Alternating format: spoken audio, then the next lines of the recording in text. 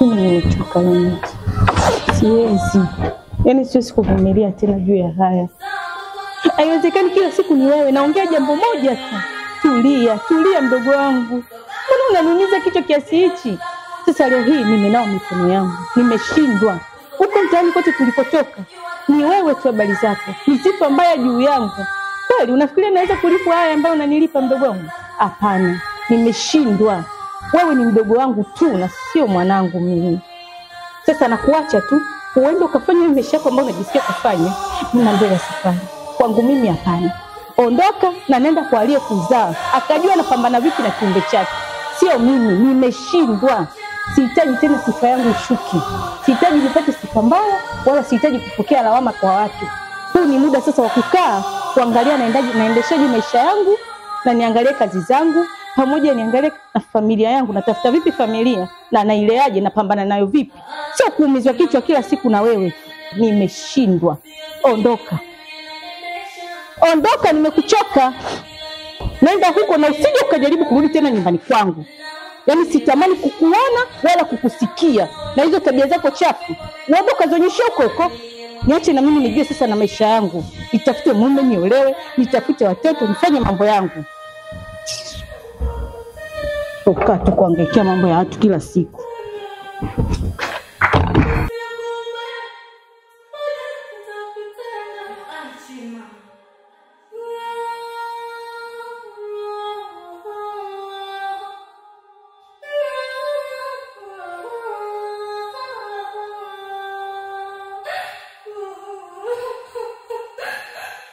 Siamini kama ile jambo liko sahihi. Lena mdogo wangu. Abeda. Hivi ni kweli dada yako leo amekufukuza nyumbani? Ndio. Sababu ni nini? Umemtukana? Hapana. Au mlipishana Kiswahili? Hapana. Sawa, mimi nakuelewa. Kwa sababu hamna mtu yoyote anayejua chanzo cha matatizo yako isipokuwa ni mimi. Na ninajua unapitia magumu kiasi gani. Nalijua hilo. Na pia kwa maisha ya kawaida, si mzazi wala mlezi ambaye anayeweza kuvumilia matatizo unayopitia ambayo umesababisha wewe mwenyewe. Kikubwa unachotakiwa kufanya ni uvumilivu tu, na hiyo hali itapita. Mimi sio rafiki. Mimi sio jirani. Mimi ni ndugu yenu na nyinyi ni ndugu zangu. Sisi ni familia hii moja. Hayo unayopitia wewe, hata mimi yananiumiza. Tena yananiumiza katika asilimia kubwa sana. Kila changamoto ya maisha ni mapito tu. Na kama kweli Lea amediriki kukufukuza nyumbani kwake, mimi nataka kufukuze mbele ya macho yangu. Sawa. Sawa. Haya, twende.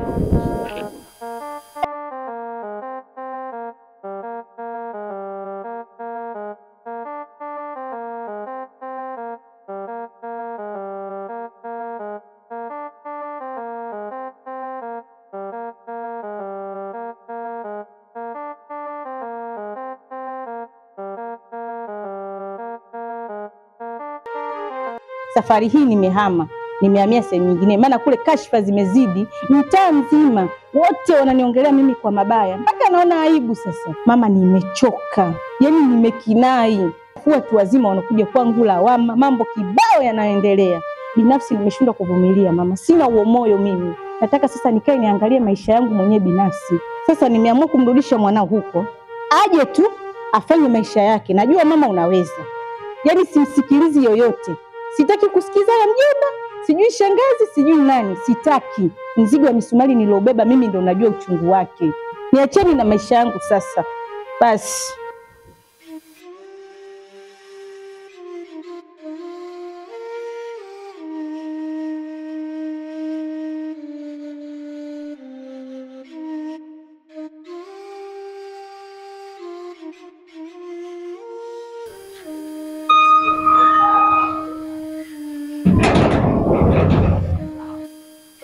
Sasa sikia Rehema. Akili yako naijua. Tafadhali. Maana mpaka sasa hivi sijui dada yako yuko katika hali gani. Ninaomba uchunge huo mdomo wako. Usije ukazungumza kitu chochote kile. Hata kama dada yako ataongea maneno ya aina gani. Sawa dada. Isije tena ikawa tumekuja hapa kwa ajili ya suluhu na tukaikosa hiyo suluhu yenyewe. Sawa. Tunaelewana? Ndio. Haya.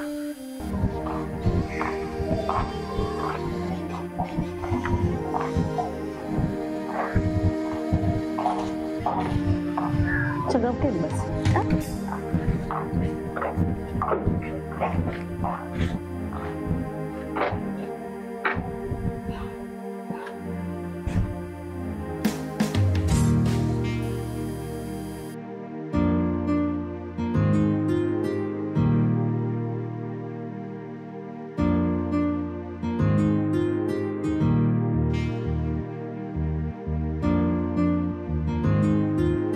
Sasa Lea rafiki yangu, hiyo sura unaikunjia nini?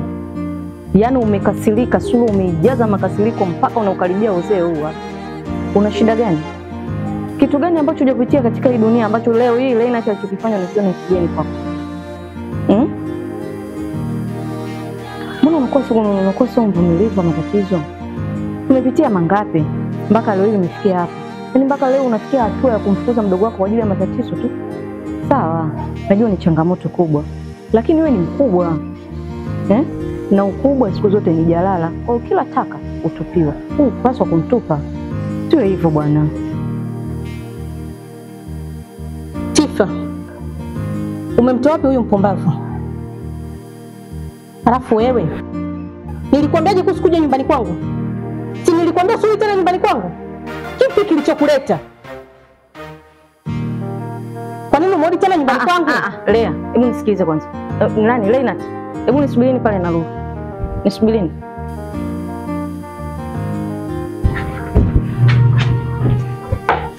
Tafadhali nakuomba njoo tuzungumzie hiyo. Au kwa na hasira kama kitu gani jamani?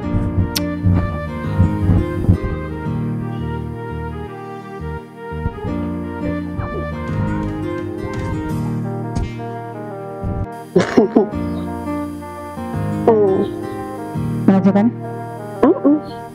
Amna chini wala pikipiki. Pole. Nadhani kuna jambo umeanza kuligundua Yale yote nilikuwa nakwambia kwamba nilikuwa nakusudia kuhusu ndugu wako Leonard. Lakini ukuwahi kutaka kunisikiliza hata siku moja. Kila nilichokuwa nikiongea kwako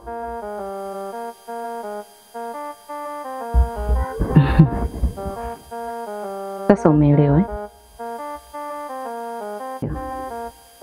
Ndio. Tena uwezi amini Tifa. Mambo yote yamejiweka wazi kipindi ambacho wewe umeondoka. Hapo kabla mimi nilikuwa sifahamu chochote. Lakini kwa situation jinsi zinavyoenda ilifikia hatua Leonard anatoka na wanawake wenzake kimapenzi. Ushe kuona wapi mambo kama hayo? Nakaa na hangaika kuelimisha watoto wa watu huko mashuleni. Kumbe wa kwangu mwenyewe anaharibikiwa hivi hivi. Hiyo ndo kazi ya Biti Juma. Biti Juma? Kwani kuna mahusiano gani kati ya Biti Juma na mdogo wangu Leonard? Maana ni mara ya pili sasa nasikia hili jina kutoka kwako.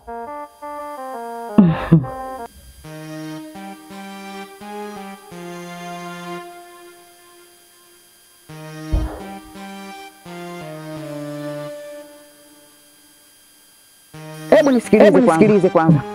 Wewe yule mtu mzima, wewe babu yako, anamzaa babako. Sio ndio? Kwani unatembea kama lile? Yule unamuita babu wewe. Hivi wewe mama yako naweza nikamzaa. Wewe ilikuwaje mpaka waje na yule babu yako? Hivi unajiamini nini wewe? Hebu niambie kwanza. Wewe unatembea na mume wangu. Utajua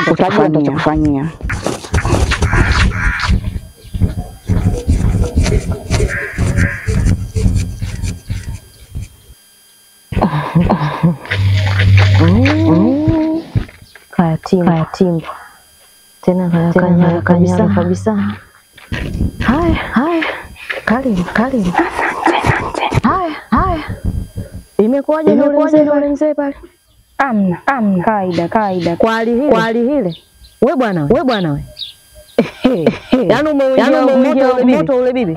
Umeona mafiza jaisha. Unajua sababu ya kuisha ile nyumba. Yaani ule bibi alilia gari ya nyumba yake. Kikawa balaa. Mpaka leo haijaisha. Haijaishia hapo.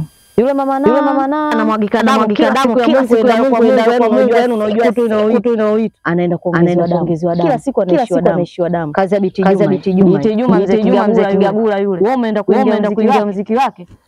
Sasa. Iko kibabu chake mimi ndio nilichokifuata. Yeye mwenyewe kaja. Hata utakataa. Sasa huo mdomo ndio utakao kuponza. Na hivyo ndivyo ilivyokuwa.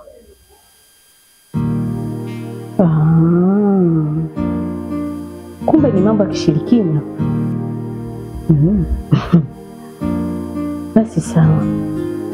Wewe Biti Juma si unamfahamu vizuri? Namfahamu vizuri mpaka nyumbani kwake. Mimi nataka tutoke, mimi na wewe, twende tukamwashie moto. Alafu tukitoka huko, twende kwa fundi wangu. Kumbe una fundi? Nina fundi haswa. Sasa mbona hatuna sababu ya kujichelewesha hapa? Afu huyo bibi hajanijua vizuri. Kwa mimi ni mwalimu, naamini elimu, naamini na ushirikina pia, na ninaufanya. Nitamnyoosha. Yaani hapo nipo napataka mimi.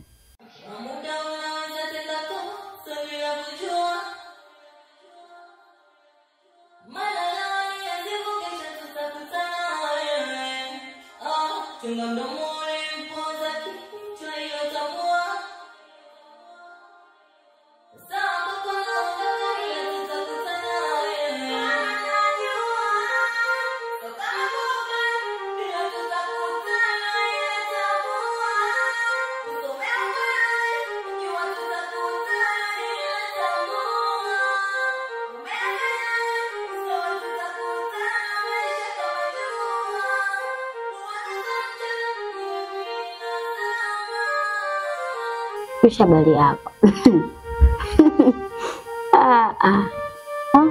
Kwa hivi nikinizingua sinaenda zangu sauti kwa mwanangu.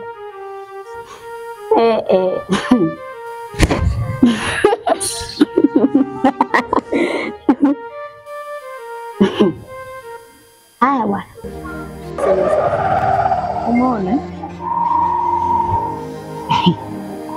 Lakini wewe nilikuwa kila ninachokuambia yaani unapingana na mimi.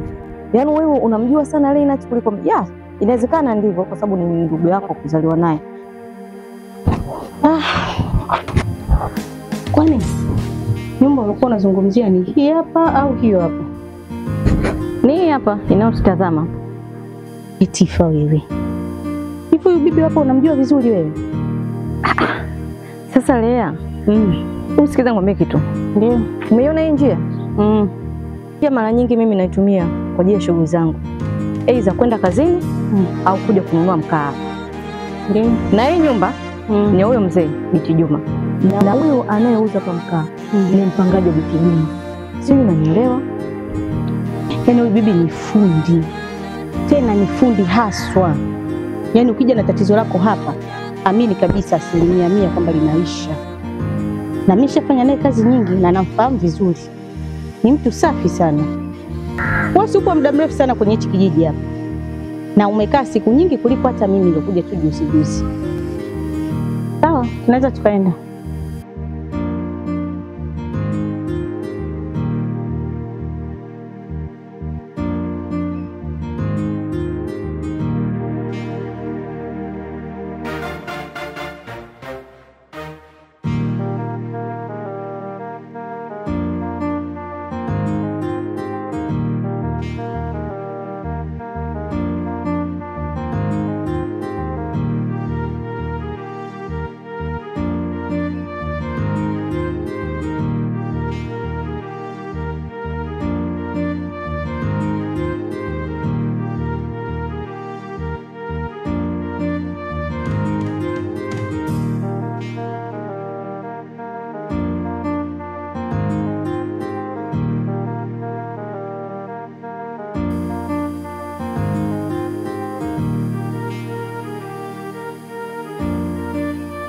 Fundi,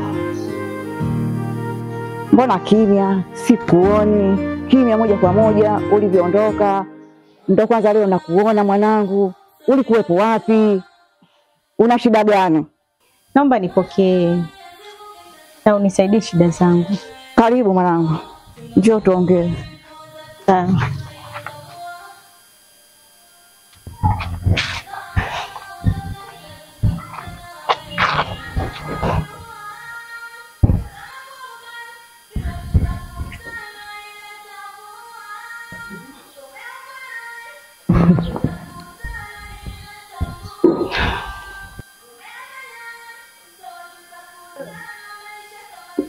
Hivi leo.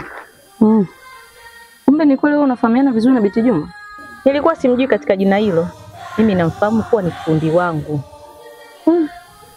Makubwa.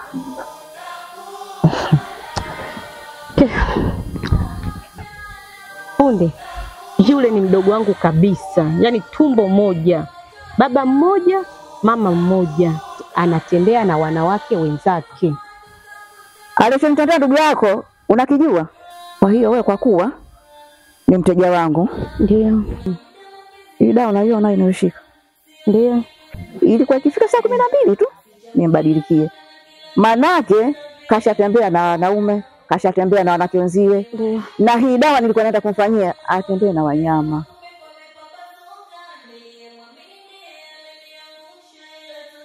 Hapana. Na hiyo hatua ni ngumu sana fundi wangu. Na kuomba. Kamfuata ndugu yako aje hapa. Ndio. Kabla saa 12. Chelewe tena. Haya, haraka sana. Sawa. Si nilikwambia ndugu yangu. Mambo bwana. Hivi wewe dada unajikuta nani wewe? Wewe kwenda kutembea na mwanangu mimi? Yaani unatembea na babu yangu? Wewe unaona umemaliza kote ukahamia kwa babu yangu, si ndio? Ona tunaishi maisha gani sasa? Yaani wewe binti wewe, nilikuwa nakutafuta sana. Yaani umefanya mimi maisha ya bibi yangu yameharibika kwa sababu yako. Ona tunavyoishi kwa tabu, yote kwa sababu yako. Yaani nilikuwa nakutamani wewe. Unaona itoshi? Wewe binti wewe. Hebu nyamaza kwa. Yaani muda wote unaongea wewe tu, hata ujali kwamba tulokuepo hapa tumekuzidi umri. Tuko watatu watu wazima, 1 2 3. Ulioni hilo? Yaani unaongea tu katika huo umri wako wa furishaji. Unaona kiumri tunafanane au unaona unaongea na watoto wenzio hapa?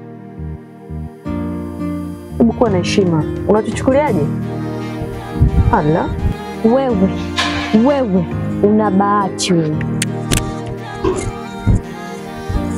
Kuanzia leo nilikuwa hapo nimekusamehe mpaka kesho kwa Mungu. Sina uadui na wewe wala nini. Unakopita ninapita mimi. Kwa hiyo kwanza leo tumemaliza uadui.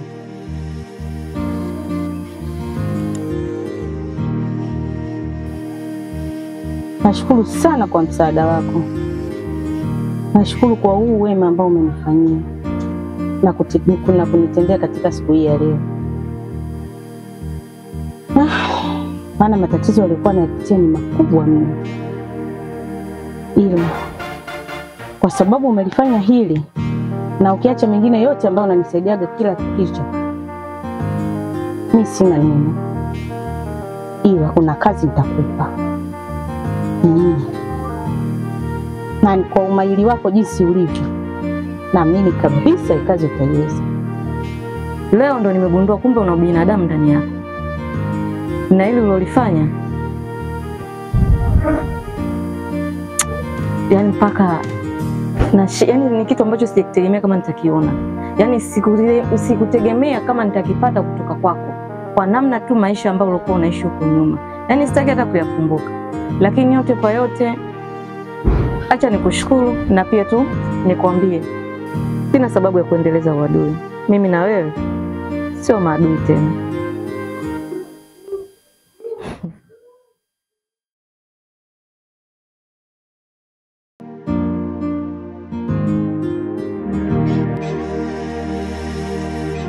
Henko music.